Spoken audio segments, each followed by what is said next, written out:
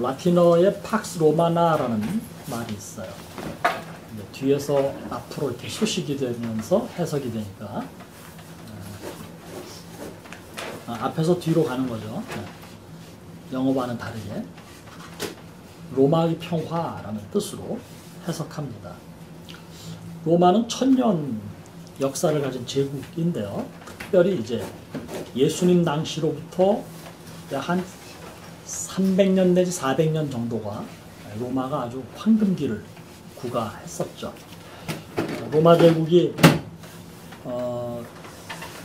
우리가 알고 있는 그 거대한 로마 제국의 영토를 확정하기까지 상당히 오랜 시간이 필요했어요. 그 기간 동안에 로마는 뭐 영토 확장을 위해서 엄청난 전쟁을 치루었고, 자기들이 확장하거나 혹은 주변 인접 국가가 민족들이 쳐들어오거나, 로마 제국의 흥망사는 전쟁으로 시작해서 전쟁으로 마친다라고 볼 수 있어요. 그런데 그런 1000년 역사 가운데 로마가 정말 황금기를 구가하면서 커다란 전쟁이 없이 지냈던 시기가 한 150년에서 200년 정도를 봅니다. 이 시기를 이제 흔히 역사학자들은 팍스 로마나, 로마의 평화시대 이렇게 부르는데요. 예수님이 오셨을 때 황제가 아우구스투스였어요. 근데 이 아우구스투스가 바로 팍스 로마나의 시대를 열었던 인물이에요. 그때로부터 약 180년 정도 로마의 평화는 이제 유지가 되는데, 이때 이제 전쟁만 없었던 것이 아니고 전쟁이 없으면 산업이 용성해지는 거예요.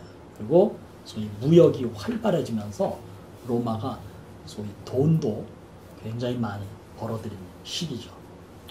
그러나 이 로마의 평화라고 하는 것은 겉으로 보면 단순히 보면 전쟁이, 큰 전쟁이 없었기 때문에 로마의 평화라고 이야기하는 것이지만, 아름다운 단어 평화라는 것이 역사상 최대의 제국이었던 로마에 이렇게 붙어서 무슨 영화 로마의 휴일처럼 로마의 평화, 무슨 낭만 깃든 단어로 우리에게 들려오지만 사실은 그렇지 않습니다. 로마는 이 로마의 평화 시대를 열기까지 엄청난 제국 확장에 힘을 기울였고요. 일정 정도 제국이 확장되니까 이 확장된 제국을 유지시키기 위해서 수많은 힘을 기울여야 했어요. 이 제국이 유지되는데 가장 큰 힘은 무엇이었냐면 노예제였습니다. 이 일을 노예가 하니까 힘든 일, 어려운 일들은 전부 값싼 노동력을 가지고 와서 인권이고 뭐 노동권이고 이런 게 없는 거죠.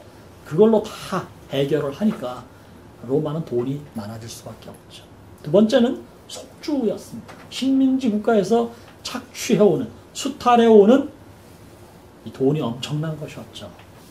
우리도 일제 36년 동안, 40년 동안 얼마나 많은 우리의 생산품들이 일본에 수탈당했습니까? 그거보다 훨씬 더 진하게 로마는 속주 그리고 노예제, 이걸 통해서 로마의 힘을 키워왔고, 소위 팍스 로마나가 그렇게 지탱될 수 있었던 거예요. 또 뭐 곳곳에서 큰 전쟁은 아니지만 국경에서는 항상 국지전이 일어나는데, 뭐 도미티아누스 황제 같은 사람들은 재임 기간 내내 전선에서 보내야 했다고 할 만큼 이 팍스 로마나가 유지되는 가운데 그 겉으로의 평화를 위해 물밑에서 발버둥치는 수많은 고통과 아픔이 있었다는 거죠. 그래서 역사가들은 이 팍스 로마나를 이제 패러디하죠. 요즘에는 팍스 아메리카나라고 불러요. 한때는 영국이 해가 지지 않는 나라가 되기 위해서 세계 곳곳을 다니면서 식민지들을 건설했지 않습니까? 그래서 그때는 팍스 브리타니카. 스페인이 해양제국이잖아요. 스페인도 뭐 남미 쪽에서 굉장한 그 식민지들을 건설했고요. 영국에게 지기 전까지는 무적함대 스페인이 유지되는. 그래서 그때는 팍스 히스파니카 이렇게 부르기도 했어요. 징기스칸의 몽골, 팍스 몽골리아 이렇게 부르고요. 지금은 미국이 전 세계에서 가장 힘이 세고 또 경우에 따라서는 미국이 전 세계의 경찰 국가 노릇을 하기 때문에 팍스 아메리카나라고 부르기도 합니다. 아무튼 이 팍스 로마나 시대, 이 시대를 열었던 아우구스투스 황제 때 예수님이 태어나셨어요. 그리고 예수님이 사시던 시대는 바로 이때였어요. 근데 예수님이 어느 날 제자들을 불러놓고 말씀을 증거하시는데 그 말씀이 너무나 주옥 같은 말씀들이었어요. 그래서 마태는 예수님이 전한 말씀들 가운데서 정말 황금처럼 주옥처럼 아름답고 멋지고 유용하고 어디서도 들을 수 없었던 그런 말씀들을 특별히 이렇게 편집을 했어요. 그게 마태복음 5장, 6장, 7장 석 장에 걸쳐서 들어있는 건데요. 신학학자들은 이걸 뭐라고 부르기 시작했는가 하면 산상수훈 혹은 산상보훈이라고 말하기 시작했습니다. 산 위에서 가르치신 보배로운 가르침이다, 이런 뜻이겠죠. 이 산상수훈의 가장 유명한 말씀은 오늘 우리가 읽었던 9절이 포함되어 있는 마태복음 5장 3절 말씀부터 12절 말씀까지 쭉 들어있는 말씀, 팔복음이라고 알려져 있죠.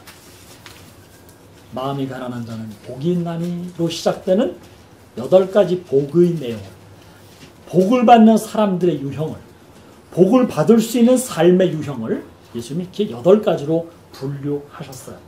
그 가운데 7번째 복이 바로 이 오늘 본문 말씀.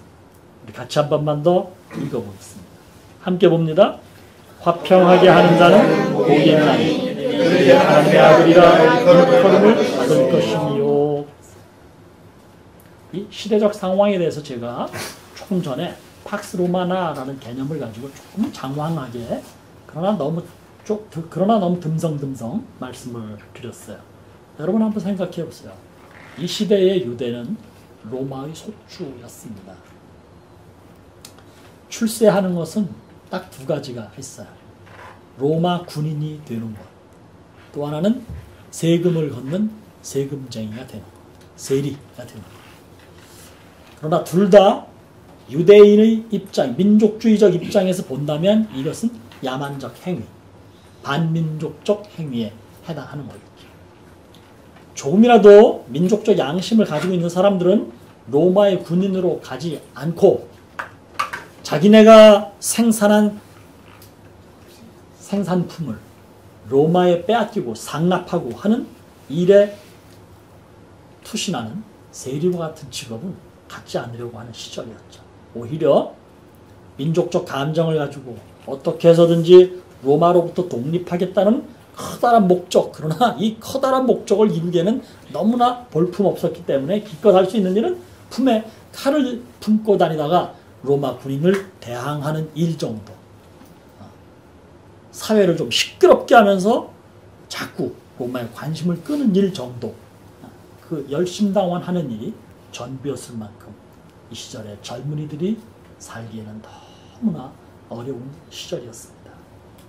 그런 때 예수님께서 이런 사람들이 복을 받느니라, 이렇게 살아야 복을 받느니라 라고 가르치는 몇 개의 말씀 가운데 하나가 7번째, 화평하게 하는 자가 복이 있다 라고 말씀을 하는 거예요. 영어로 바꾸면 peacemaker가 복을 받는다 라고 말씀하십니다. 평화라니, 화평이라니, 예수님 뭘 몰라도 한참 모르지. 지금이 어느 때인데 로마와 우리가 주권을 놓고 대립하는 시기, 대립은 무슨 대립, 로마에 완전히 사로잡힌 속주로 살아가는 이 잿빛 같은 어두운 시대에 우리를 향해서 뭐 화평하게 하라고? 어쩌면 젊은이들 가운데는 이런 마음, 이런 반기를 품었을지도 몰라요. 그런데 예수님께서 화평하게 하는 자는 복이 있나니 라고 말씀하시는 이 말씀 속에서 전 2가지 메시지를 찾고 있어요. 첫 번째는 예수님이 말씀하신 평화를 만들어가는 화평이라고 하는 개념은 로마가 우리에게 이데올로기처럼 보여주고 있는 가짜 평화, 요건 조심해라 하는 경계의 말씀이 아닐까. 한 국가나 한 민족이 혹은 한 시대나 한 세상의 흐름을 주도하는 철학이나 사상을 이제 우리는 이데올로기라고 불러요. 정치 경제가 혼란스러울 때는 대부분의 젊은이들이 편향된 이데올로기에 빠져서 사상이 아주 혼란스럽고, 그리고 혼란스러운 세상에서 갈피를 잡기 어려워집니다. 예수님 당시에도 사람들은 로마 제국이라는 울타리 안에 살았어요. 그러나 이 로마 제국이라는 울타리가 주는 여러 가지 조건 속에는 감당하기 힘든 이데올로기의 혼란이 있었어요. 누군가에게는 로마 제국이 아주 지긋지긋한 원수, 또 누군가에는 이 로마 제국이 주는 아주 달콤한 매력이 있을 수도 있는 그런 정치체제 혹은 그런 경제적 상황이었겠죠. 그런데 그런 상황에서 예수님이 당신 앞에 모여든 수많은 민중들을 향하여, 그 가운데 섞여있는 수많은 젊은이들을 향하여 특별히 화평하게 하는 자가 복이 있나니 너희는 화평하게 하는 자로 살아라 라고 말씀을 하셨는데, 그 첫 번째 메시지가 지금 이 사회를, 지금 이 세상을 지탱하고 있는 로마 제국의 힘, 그것 때문에 억눌려 있는 우리의 상황, 이것은 절대로 평화가 아니다.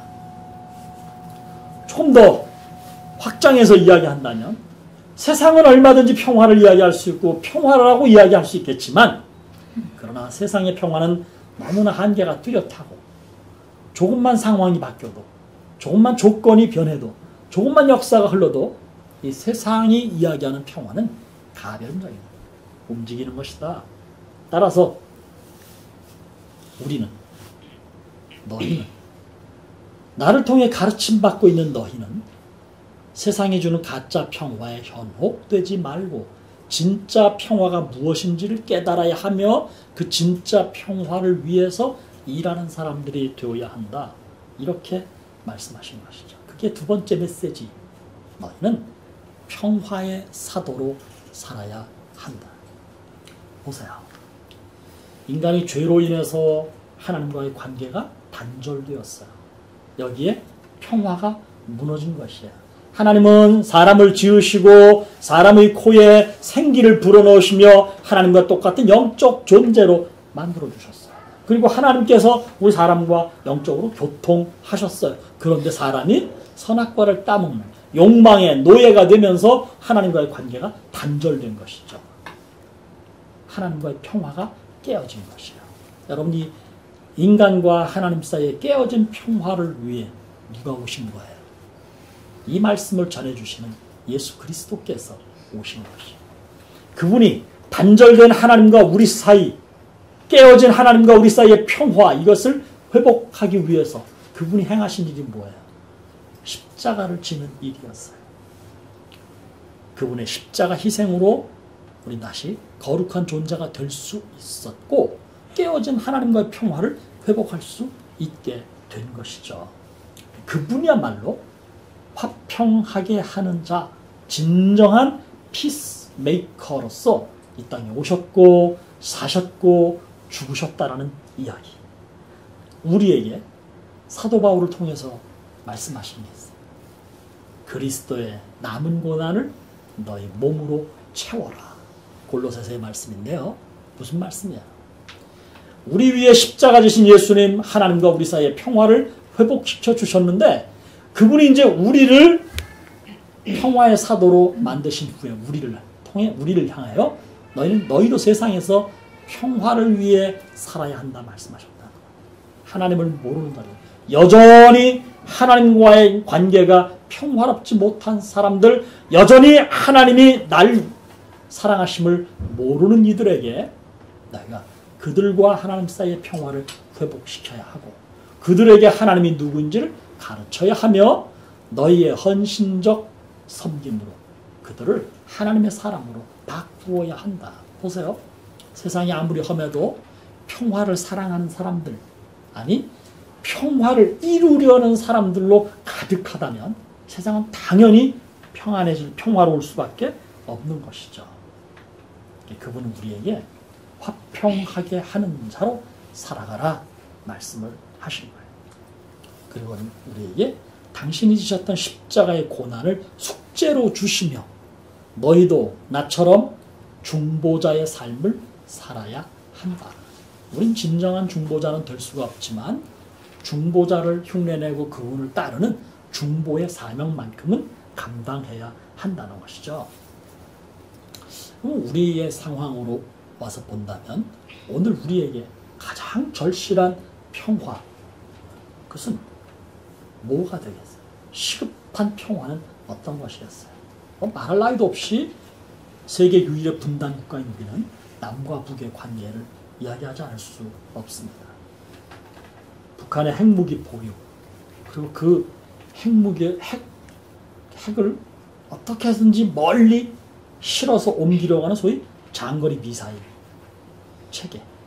북한이 여기에 지금 온 힘을 다 기울이고 있는 거죠. 매일 그냥 핵실험하고 매일 그냥 장거리 미사일 발사 시험하고 있는 상황 안에 이게 뭐 우리나라만 위험한 게 아니고 사실은 지금 더 벌벌 떠는 것은 미국 사람들이에요. 미국 사람들. 이 지금 북한이 개발하고 있는 장거리 미사일이 미국은 뭐 수십 년 전에 만든 ICBM이지만 북한이 지금 개발을 하고 있는데 이게 태평양을 넘어가게 되면 뭐 LA든 뭐 뉴욕이든 워싱턴이든 근접거리 가기만 하면 미국은 정말 위태로운 거죠. 그 사람들은 정말 엄청 떨고 있어요. 일본도 우리보다 더 떨고 있어요. 그러니까 일본은 자꾸만 자위대에서 이제는 수비만 하는 군인이 아닌 공격을 할 수 있는 군대로 체제를 바꾸겠다. 헌법을 바꾸겠다. 이러고 있지 않습니까? 북한은 현재 우리 정부, 우리 정권에 대해서 인정하지 않는 거죠.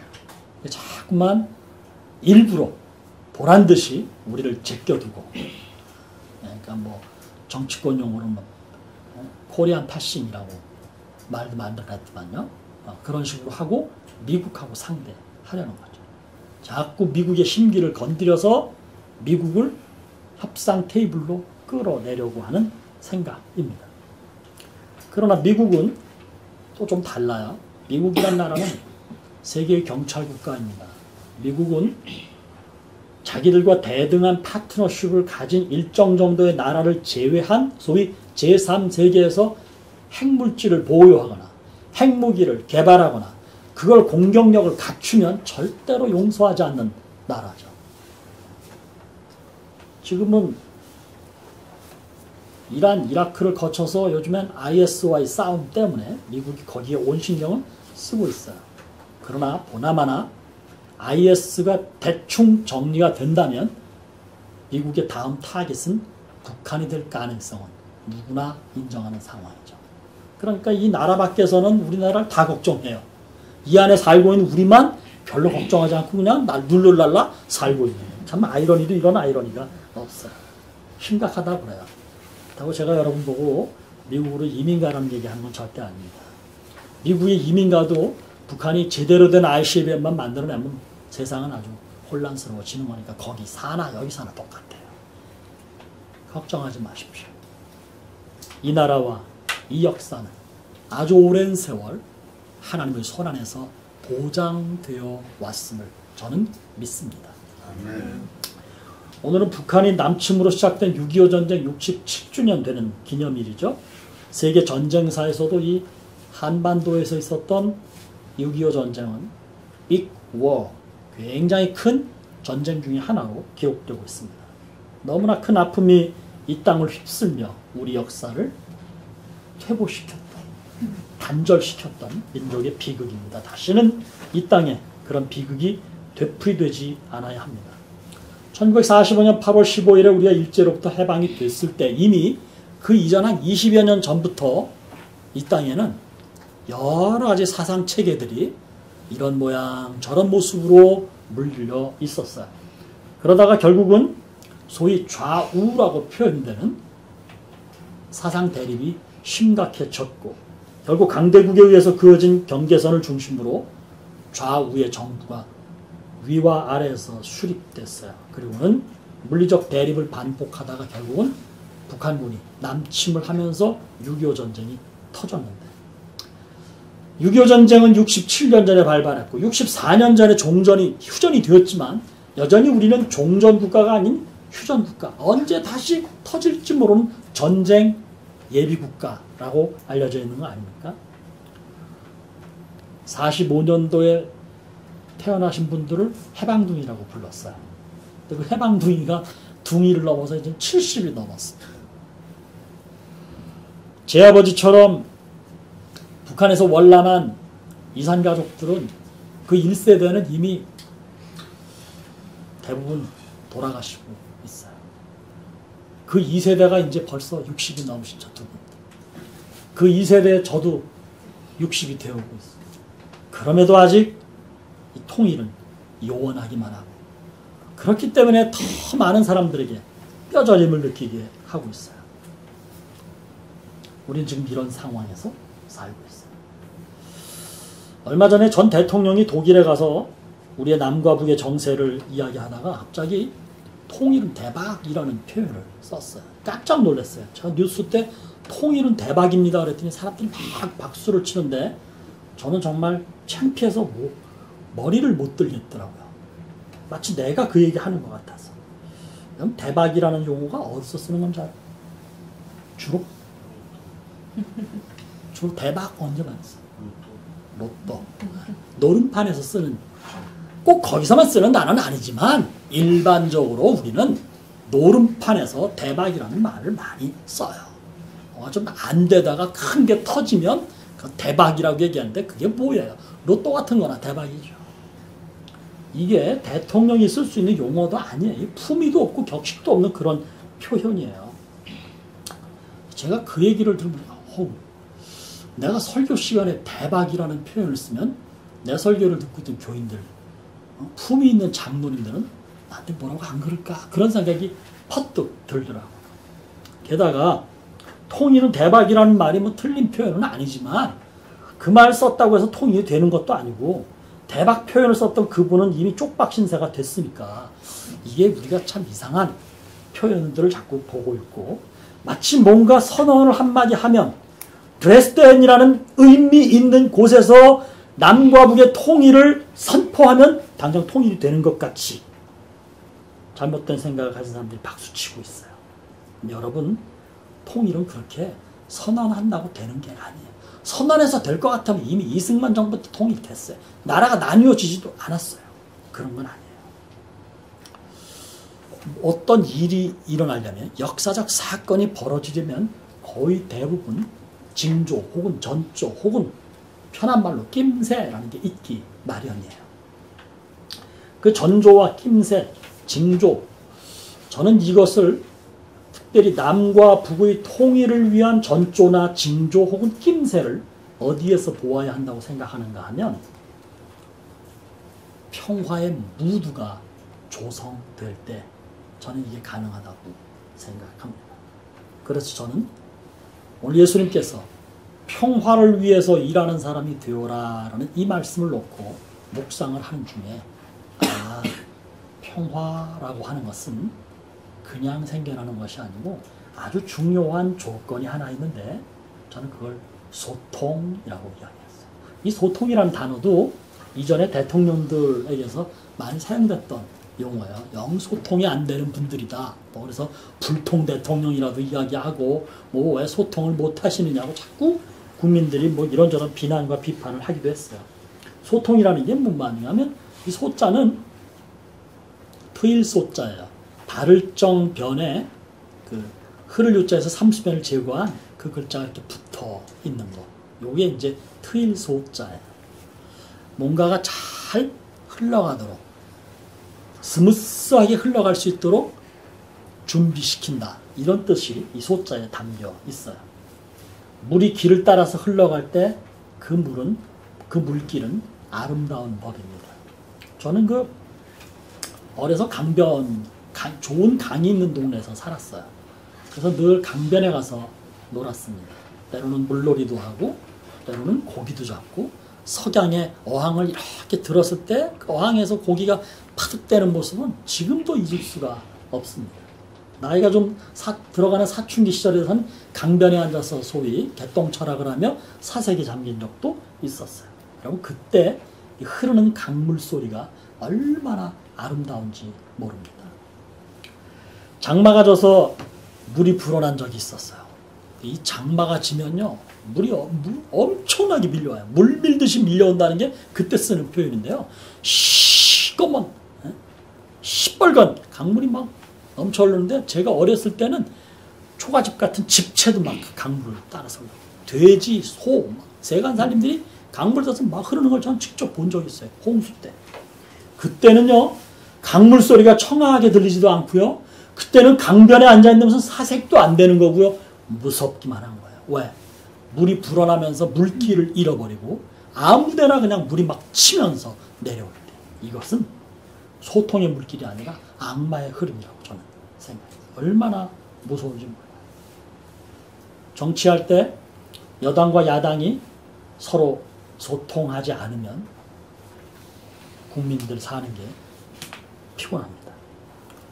국가 간의 외교에서도 지금의 우리와 중국처럼 혹은 지금의 우리와 일본처럼 혹은 지금의 우리와 미국처럼 어딘가가 어긋나서 소통이 제대로 이루어지지 않으면 우리가 소망을 자꾸 잃어버립니다. 남한과 북한도 이런저런 사유로 남과 북의 대화가 막히고 소통이 이루어지지 않으면 통일은커녕 전쟁의 기운만 감도는 법이고 다 온 세계가 불안해지는 겁니다. 사람 관계도 그렇잖아요. 부부 사이에도 뭐 살다 보면 부부싸움 한두 번씩 할 수 있는데 그래가지고 말문을 탁 닫고 있으면 얼마나 불편합니까? 남자는 집에 들어가기 싫고요. 부인네는 남편 오는 거 기다려주지도 않고요. 애는 엄마 아빠 눈치 보고 있는 거 지옥입니다. 꼭 부부관계만 아니라 비즈니스도 마찬가지잖아요. 거래처 사람하고 뭐 밥이라도 한 그릇 잘 먹든지 뭐라도 한 잔 잘 마시든지 이래서 뭔가 잘 소통이 됐을 때 장사도 할 수 있는 거고 거래도 할 수 있는 거고 권유도 할 수 있는 건데 그거 안 되면 골치 아프고 친구 사이 불통이 계속되면 만나고 싶지 않습니다. 오랫동안 안 만나면 오해가 쌓입니다. 원망하게 되고 부러워하게 되고 싸움나고 영영 만나지 않게 되는 겁니다. 그런 점에서 본다면 이 소통이란 단어가 단순한 것이 아니고 우리 인생에서 아주 중요한 것입니다. 지도자가 소통을 못하면 독재자가 되거나 독재의 자리에서 쫓겨나게 돼 있어요. 지금 현재 우리 사회 혹은 우리 정치권에 심각한 문제가 있다면 너무 수구적 관점에서 북한을 대하려는 거예요. 소위 말해 응징이라는 복수라는 단어만 떠올려요. 물론 이 북한이 보여준 행태들을 보면 당장 응징해야 되고 복수해야 되는 건 당연합니다. 그러나 현대 국제사회에서 정치나 외교는 물리적 응징이 목적일 수 없어요. 세상은 그렇지 않아요. 때로는 달래주거나 때로는 어르기도 하는 이 고난도의 정치 기술이 필요합니다. 뭘 좀 갖다 주면 왜 퍼주기 하느냐고 뭐 좀 그들과 대화하려고 하면 좌파 빨갱이라고 부르는 이런 억지와 색깔 논쟁처럼 우리 사회를 힘들게 하는 무의미한 일은 없어요. 한반도는 70년이 넘는 이미 긴 세월 동안 남북으로 분단되어 있었고 이미 남한은 물론이거니와 북한의 정권에 대해서도 국제사회는 이제 인정하고 있는 것. 그들도 유엔에 참여하고 있잖아요. 그게 현실이라는 거예요. 언젠가 반드시 통일을 해야 된다는 목표는 당연하고 중요하지만 그렇다고 해서 북한을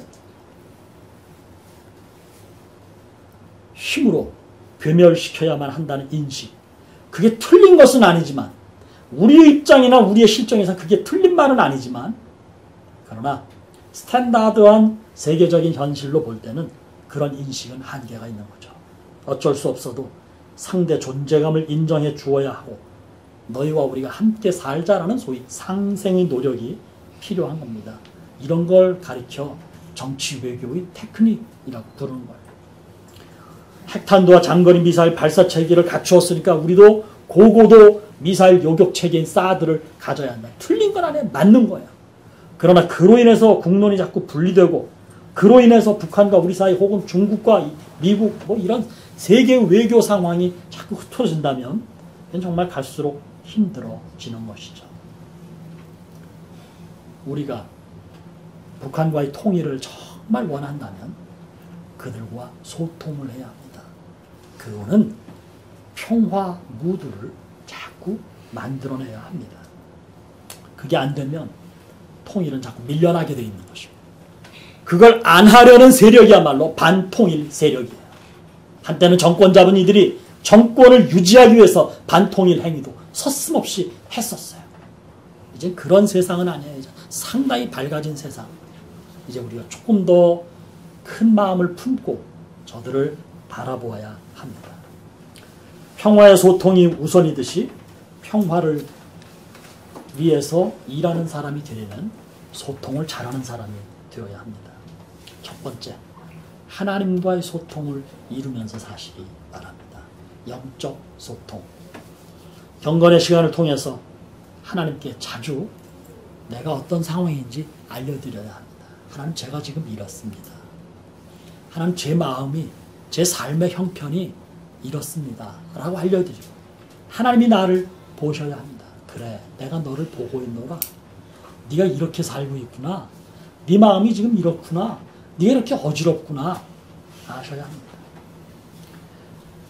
나와 하나님 사이의 영적 소통이 이루어질 때 우리는 하나님과 평화로운 관계를 유지해 갈 수 있는 거예요. 이런 걸 경건한 삶이라고 이야기해요. 두 번째는 다른 사람과 소통할 줄 알아야 합니다. 신앙생활하는 게 혼자 하는 건 아니에요. 신앙생활하는 것은 함께 하는 거예요. 신앙생활을 잘하는 사람은 신앙생활을 안 하는 사람과도 소통할 줄 아는 법이에요. 흔히 수도 얘기를 합니다. 수도생활. 수도생활하는 수도자들은 일시적으로 수도생활을 통해서 하나님과의 소통을 확인받고 그럼 세상에 나가서 다시 사람들과 소통하는 거예요. 평생을 수도자로 살아가는 사람들도 물론 있어요. 그러나 그건 특별한 계층 혹은 특별한 소명받은 사람들이고 대부분의 사람들은 신앙생활을 다른 이들과 함께 하는 것이죠. 그럼 우리도 교회 생활 하지 않습니까? 교회 생활은 혼자 하는 게 아니에요. 함께 하는 거예요. 하나님께 예배를 드림과 동시에 사람들과 나눔을 갖는 것. 이게 바른 신앙생활이죠. 지금처럼 우리가 이렇게 작지만 공동체를 이루는 것도 소통을 통해서 공동체를 세워가는 것 아닙니까? 서로를 돌아보는 중보사역 같은 것들이 모이고 쌓여서 온전한 신앙생활이 될 수 있는 것이에요. 하나님과 영적으로 소통하고 다른 사람과 인간적인 소통의 관계를 유지하는 사람, 그런 인격적 모습을 갖추게 되면 그는 세 번째로 다른 사람들이 소통하도록 도와주는 사람이 되는 거예요. 흔히 심리 상담가 이런 사람들이 이제 사람들의 인간관계 소통을 위해서 노력하는 사람들이죠. 대부분의 지도자는 그런 사람들이에요. 마음이 막혀 있는 사람, 말이 통하지 않는 사람, 마음을 열게 하고 말이 통하게 하는 말귀를 열어주는 사람들이죠. 여러분, 크리스찬은 이렇게 살아야 해요.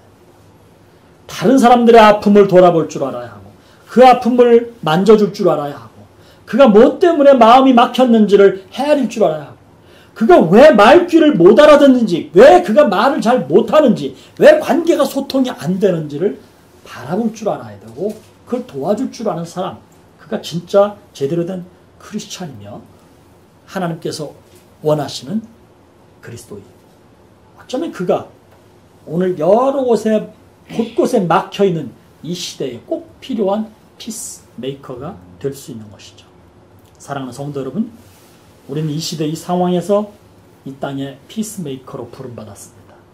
그게 국가나 민족 같은 스케일 큰 사명일 수도 있겠지만 우리 교회처럼 이 작은 공간 안에서도 얼마든지 평화를 위해 일하는 사람은 필요합니다.